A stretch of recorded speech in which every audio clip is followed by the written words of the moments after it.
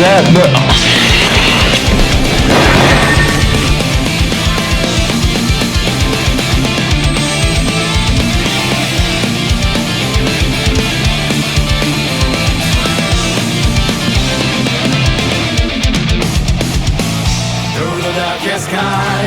girl before the light, like a crying for the moon. Never-ending round, forgot what I want. Never held my heart to me. That's why I go forward, don't look back. I can't believe in the path I'm on.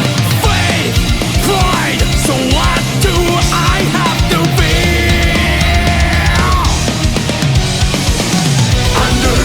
Empires, never stop, just go.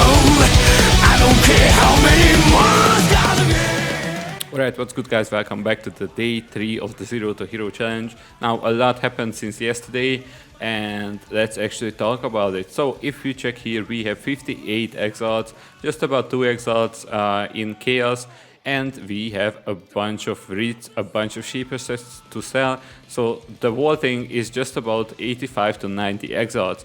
Now, that's quite a big jump from the last episode. We ended up the last episode with 25x in our stash, and yeah, let's actually talk about what we did in order to get this amount of currency in little to no time. We did Shaper Guardian farming.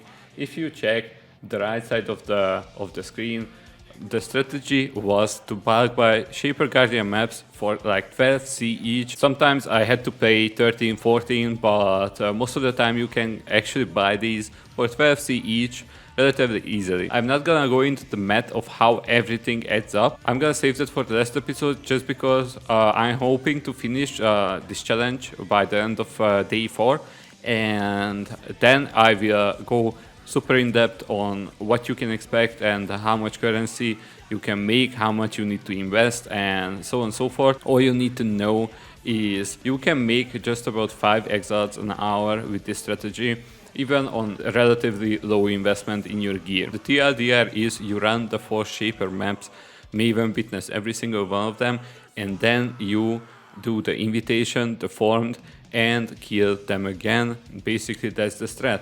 Now, the SS3 actually changed quite a lot, and yeah, let's talk about it. I unspec'd everything, basically that is not helping me in terms of getting more loot from the Shaper Guardian maps. So, if we check up here, I'm still running Conquered Conquerors because we are killing the Guardians themselves, so they have a chance to drop actual Conqueror map. We need to run Inevitable Ambush. This is not skippable by any means. It makes it that you actually kill 2 Guardians instead of 1, and you have a chance to get the fragments of the second Guardian also every single one of the maps. And other than that, we have the Maven juice, the invitation juice to get more splinters, to get more fragments and whatnot, and we have a few synthesis nodes just to have a chance to drop a Cortex, for example, or something like that. And other than that, we have all the increased effect of modifiers, quantity, rarity, and all that good stuff. It's not that uncommon to run unID'd Shaper maps with like 160, 80% quant and a lot of rarity, right? That definitely helps you out when you are killing the Guardians or running through the Guardians also. One more thing. I favorited park maps just because they sell for a bit more than if I were to bulk sell my T14 plus maps. I also changed my filter to only show T14 and above maps. So when I go through the Guardian map and I drop a map, I know for sure this is guaranteed 3C drop, right? So what's the science behind this? As we discussed on the last episode, I was buying maps at 60 maps for 1 exalt ratio. And now we do the exact opposite. We are selling our maps, and you can sometimes sell them for 4C, but yeah, 60 maps for 1 exalt, this is pretty much the base. You actually drop quite a few maps. In the long run, I think by the end of this challenge, I will have just about 5 exalts from these maps, so it's definitely something that you need to consider. And don't be lazy to pick up a few maps here and there. Other than that, you're gonna drop a lot of Sirius Guardian maps, a lot of Elder Guardian maps. You can bulk sell these, they go for a lot. So then again, just a plus on top of everything else. But the main moneymaker here is the Shaper sets and the Maven Breed. But yeah, let's talk about the skill tree, because quite a few things change since the last episode. So if you check here, I'm no longer running a shield, I'm no longer running auxiliary step. That's because I actually went and bought one more large cluster with 2 mediums, and I'm using this setup. Besides that, we are getting crit nodes on the tree, and that is pretty much it. With this setup, you can comfortably one-shot almost every single one of the bosses in the entire game, and it's just gonna cost you basically nothing. It's actually just ridiculous. So just to go over the gear once again, it's not gonna change from now on. I have a Shaper gloves with succotash gems are supported by trap. I have my Exsanguinate setup here.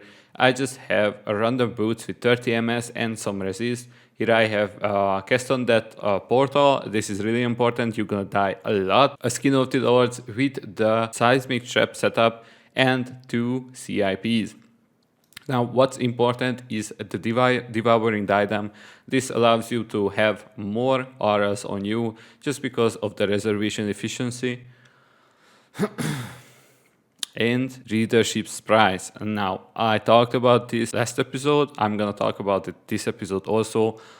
Basically, if you match 2 of your highest attributes, it's gonna give you brittle, sap, and scorch. So 15 brittle. You all know brittle is broken. This allows me to have 100% critical chance without investing anything into crit. But yeah, the plan is to continue on doing Shaper Guardians, finish this challenge by the next episode, and after that I'm gonna talk about the exact money per hour, how you can actually make all this money and everything that comes with it. With all that being said, thank you guys so much for watching. I hope you guys enjoyed this series, and yeah, you guys take care.